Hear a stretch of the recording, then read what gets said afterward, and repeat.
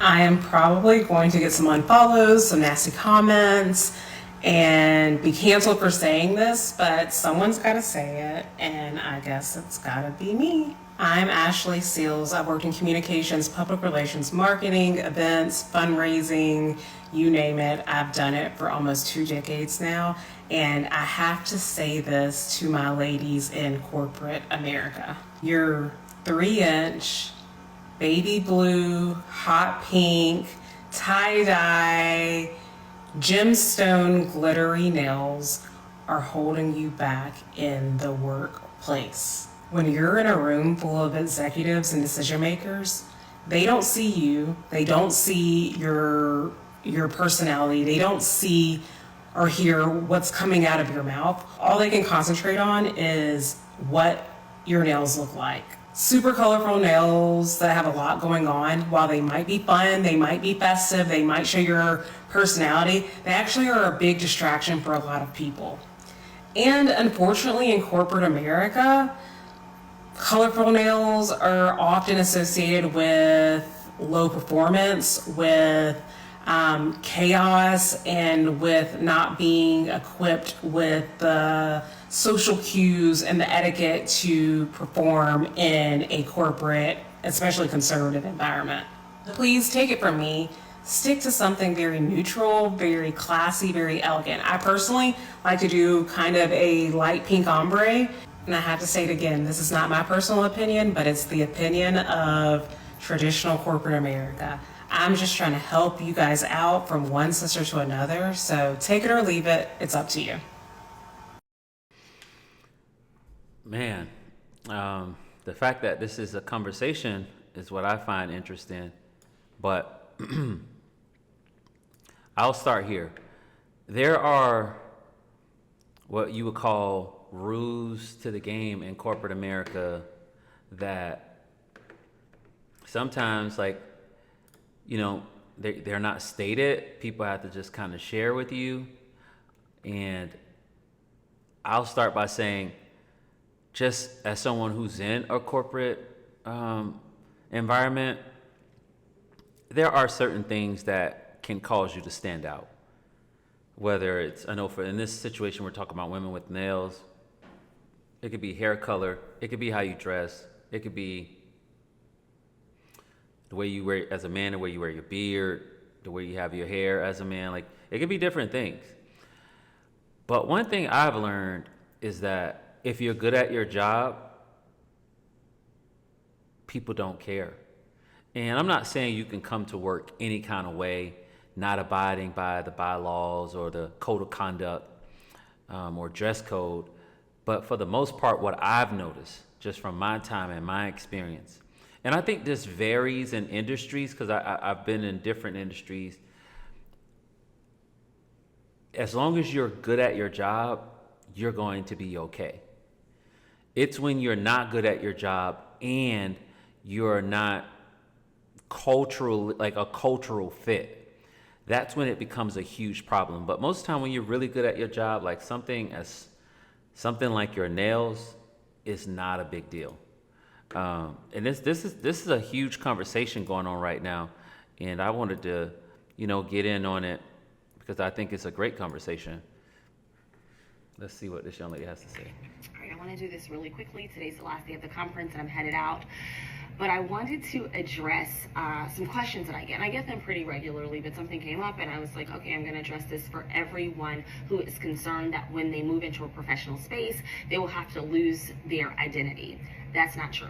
So a lot of people ask me about my nails and how my nails are received in court.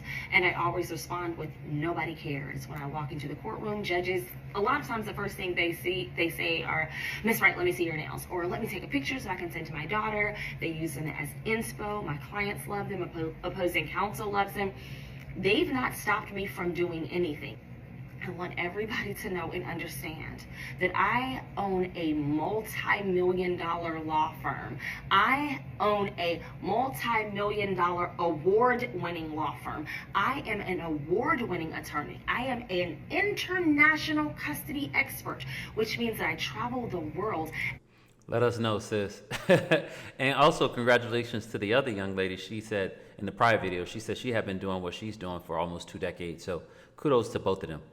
But let us know, sis. She said, I own my firm. It's a multi-million-dollar firm. It's an award-winning multi-million-dollar firm, and she traveled all over the globe. Come on, let us know. I love that. Educating practitioners on the nuances of custody in their independent jurisdictions. I am leaving this conference to go to New York to speak at a school on the impact of custody decisions on the prison pipeline. I am much sought after. I am very intelligent. I got here by the grace of the Lord. I continue here by the grace of the Lord. And I am not trying to fit into anyone's standard, because although I am a highly successful attorney, I am still a black girl from Atlanta. And I present as a black girl from Atlanta in the best possible way. So if you are struggling with what changes will I have to make to my identity, I say none. I want to be very clear. It is my appearance. It is this aesthetic that has opened so many doors for me. Last year, I was at a major national conference with like 900 high-powered female attorneys who were all in like the best suits and all that. I wore, first day of the conference, a lace Dolce & Gabbana skirt with thigh-high Balenciaga boots. When I stepped off the elevator, first attorney who saw me was like, "You look incredible." Throughout the conference, women were coming to me and saying, "Hey, I always thought I had to wear a suit. You've inspired me." At the end of the conference, one of the conference organizers came to me and said, "Oh my gosh, you're Elle Woods. You're who everyone's talking about." From that conference, I've made so many connections, not only with the attorneys I met, but with the organizers. They don't know how smart I am. They didn't know anything about me. What they knew was that they were attracted to my appearance. I didn't have to change it or dumb it down or make it look like anything else or do any less to fit into a space. I was sworn into the Supreme Court yesterday. You have to have 2 sponsors to do that. One of my sponsors was the former American Bar Association president. The other was a high-powered attorney appointed by President Biden to serve during his administration. Those 2 names were on my application, and I looked like this with these nails when I made the request. So if you are concerned about the way I look, you shouldn't be. But if you are concerned about the way you look and the way you present, the way that you speak, don't be.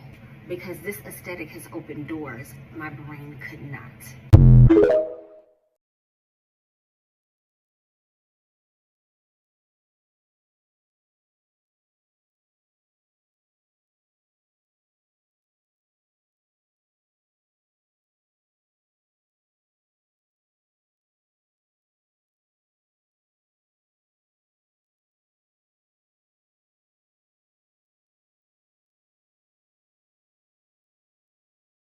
I was talking without the mic. Sorry about that.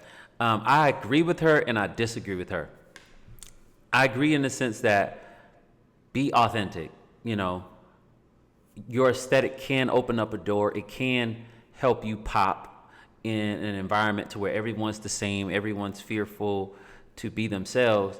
It can make you pop, but it also can be a hindrance in another environment, a different industry. It just depends on what industry you're in. It also depends on what value you bring.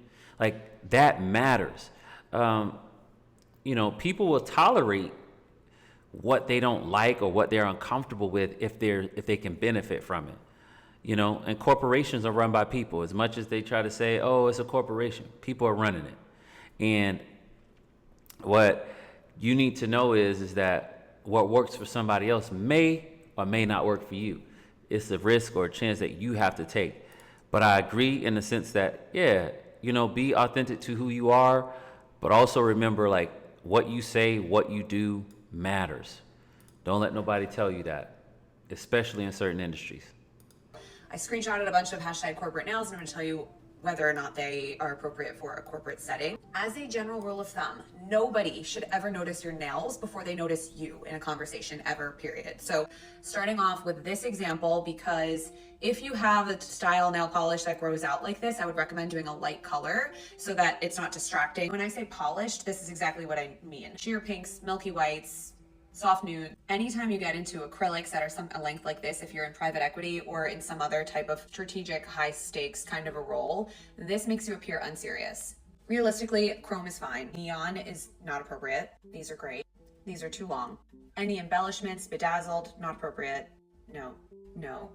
Yes, yes, yes. Be conscious of color. This is not appropriate. This is also the worst manicure I've ever seen. Even with a light color French, stick with white or pink, something more classic. No. If you really feel like you need to show your personality, maybe something like this. No, no. Whether or not you think you can type is very distracting. It's very distracting for a first impression, and it's very distracting at an executive level. If you make that choice that this is how you must show your personality, you will plateau and essentially hit a ceiling. Imagining myself walking in to meet a client for the first time and shaking their hand and being like, "Oh, sorry, it's my octopus." "Oh, it's my picnic for my mice." Brat. Okay, I'm done. These are great. I think these are actually fine because they're understated. They're not distracting at all. No. No. I was in the room in an interview when somebody did not get a job because she had rainbow nails. The decision maker there said, "This is too distracting. I couldn't pay attention to what she was saying." No.